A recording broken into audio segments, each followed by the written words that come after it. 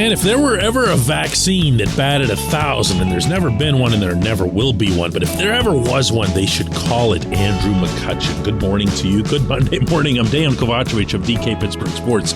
This is Daily Shot of Pirates. It comes your way bright and early every weekday if you're into football and or hockey. I also offer daily shots of Steelers and Penguins, where you found this. Cutch was introduced.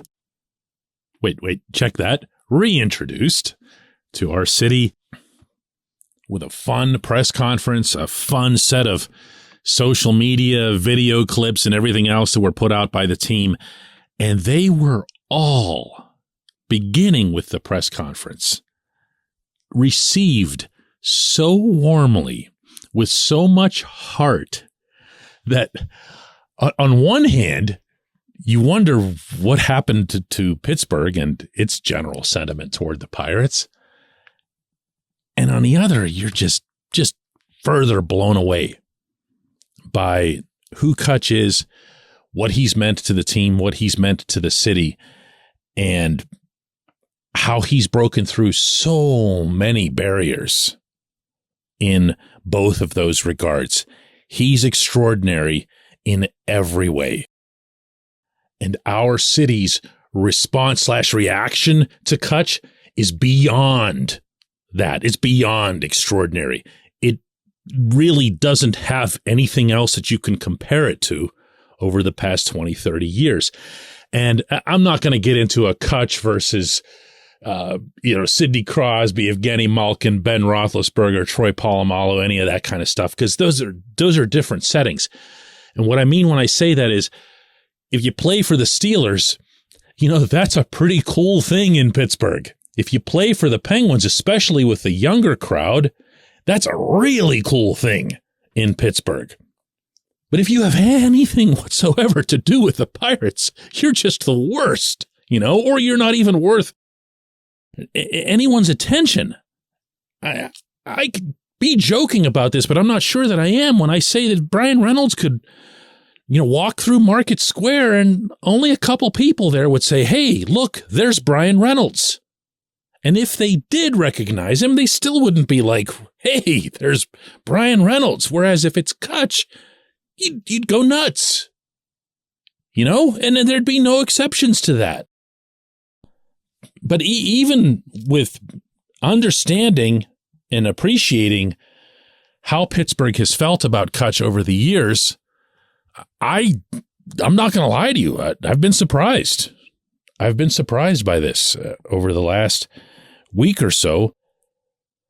People, including people who've reached out to me, have been legitimately emotional about it.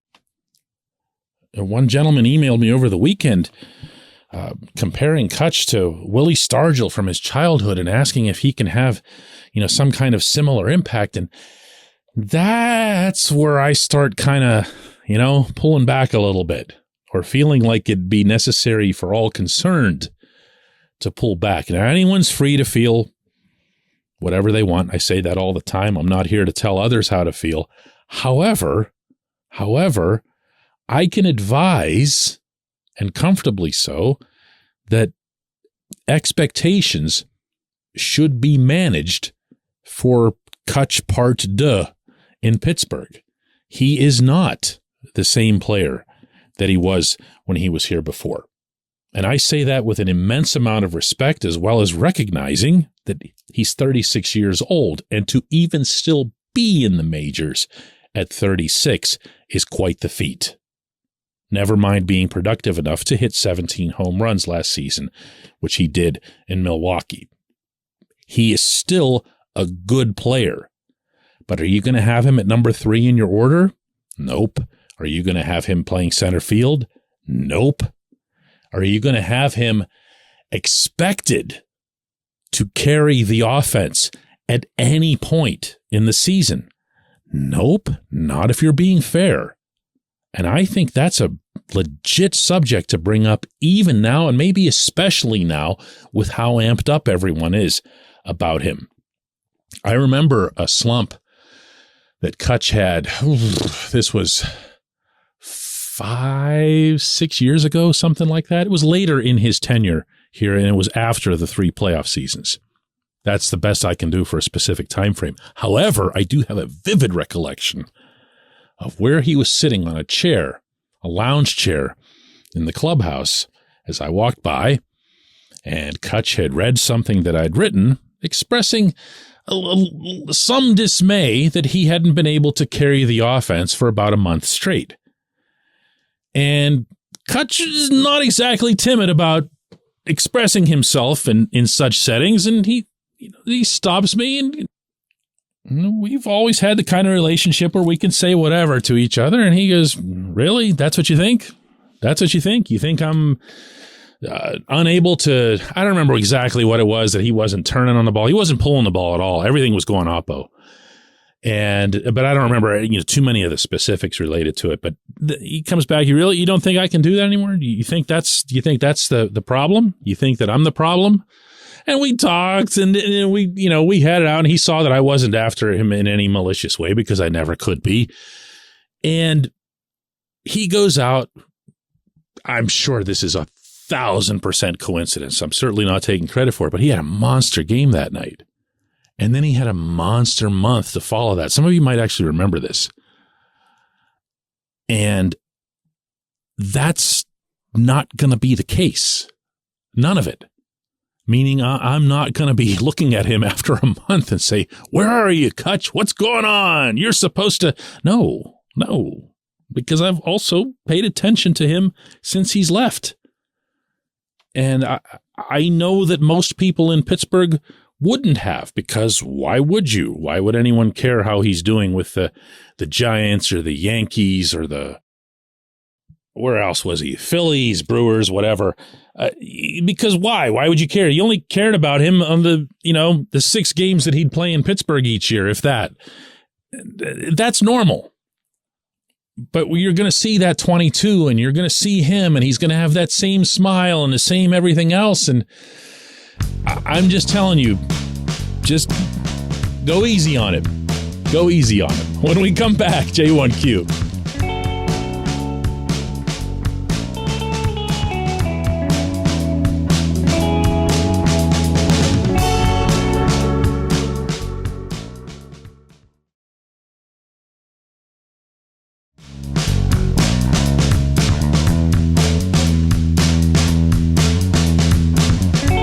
Today's J1Q comes from Daniel, who asks, "What's up with the Pirates DFAing Miguel Andujar? I thought they were really high on him, and these are the kind of moves that make me question this front office. He looked like a legit solution, or at least a potential solution, with the bat." I was never as sold on Andujar as it seemed like a lot of people were, Daniel, and it sounds like you definitely were. But the first thing that I'll say here is I wouldn't presume that the Pirates won't still be able to keep him. I'm not going to presume that somebody's going to come and snap him up. He has not put up numbers for the Yankees for years that you would get excited about. Anyone who is excited about Andujar, maybe you too, would have to be going back to his phenomenal rookie year that he had in the Bronx and say, "Wow, yeah, this guy, he's got it all. You just need to put it all together again," or whatever. But ever since then, he's hit in the minors and he hasn't in the majors. And the Yankees, understandably, were reluctant to give up on him because they were there for the beginning too. And that's a tough asset to allow to walk away, knowing that someone else could unlock it. We saw very little of Andujar here in Pittsburgh. What we saw was actually kind of odd, if you'll remember, were a lot of doubles to the notch. Do you remember that? And even on the road, like all of his power seemed to be to one specific part of the field. And because he's a right-handed hitter and he was pulling it to the notch, that's not exactly great in Pittsburgh, because that'll get you home runs in other places and it won't get you those here. But he would drill the ball. And after the year that we all experienced watching this horrific offense, maybe we inflated him a little bit. I didn't see enough of a bat tool there for me to say, wow, yeah, he absolutely was going to be. I was surprised that they hung on to him through the Rule 5. Not going to lie. And I was really, really surprised when he got tendered. That was just Yeah. So does it not line up to have the team make the moves that they did to retain him and then just DFA him as soon as Cutch came along? Yeah, probably. But I think what has to be understood here is that A, again, Andahar hasn't been that guy for a while, and B, this general manager has very evidently made a priority, in particular this offseason, of keeping the pitchers that he's got, meaning the relievers. This, I'm surprised more people don't discuss, and maybe we should make it the focus of an episode here soon. But keeping Dwayne Underwood and Chase DeYoung, these are not common moves for what this front office has already shown us. And I believe, and I'm going to tell you right now that this is nothing other than a theory, but I believe that this is something that Derek Shelton would have asked for specifically. Oh, really? You want me to start taking the game seriously again? Okay, make sure I've got real live arms out there. Make sure that I've got real live people that I can bring into, tougher situations or long relief situations.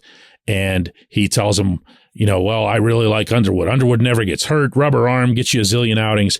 DeYoung can go either way, meaning, starting, relief, whatever. And he actually put up quietly very good numbers last season. So every single move that's been made since Rule 5, since arbitration, you'll notice that those guys, the relief pitchers, have stayed put. And that might be, again, if this came in any form from Shelton, and this, by the way, is nothing you could ever find out because all they'll ever answer to questions like this are, well, we all discuss these things together. That's all you're going to get out of it. But it makes the most sense because there's nothing about the rest of this building process or rebuilding process that screams to you, yeah, man, let's keep Dwayne Underwood and Chase DeYoung. I appreciate the question. I'm not all that into Andahar, and maybe I'll be wrong, and maybe they'll end up keeping him anyway. You never know. I appreciate everyone listening to Daily Shot of Pirates. We'll do another one of these tomorrow.